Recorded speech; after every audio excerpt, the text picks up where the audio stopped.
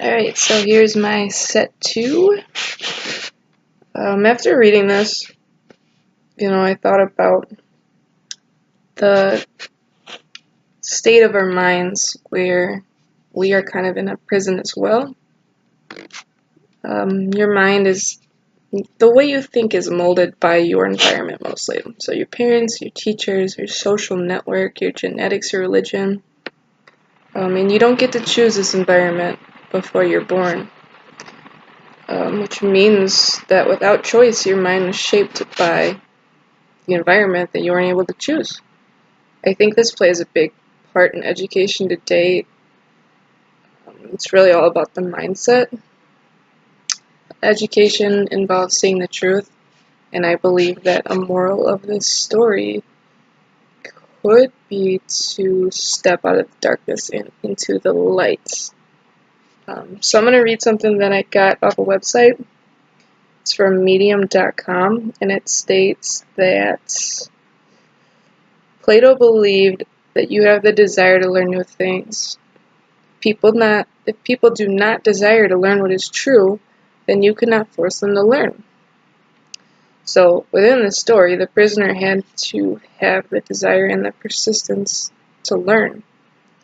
In the same way, students have to have that mindset as well. They have to be active. Unfortunately, nobody can get an education for you. You have to do it by yourself. And, this can be a painful process. But ultimately, a teacher can fill your mind with facts.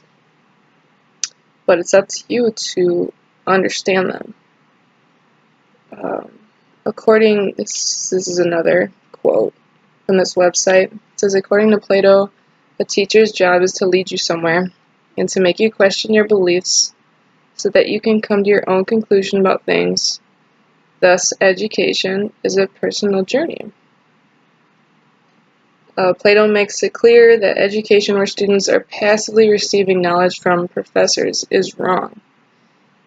So here's my questions. The first one is, after reading this story, how do you think the process of education can be approached differently? The second question is, in society today, especially within education, what sort of things can shackle your mind?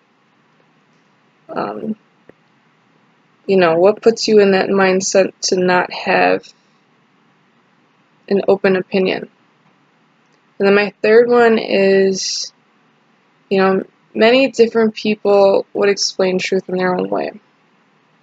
So how do you determine whose truth is more true than another person?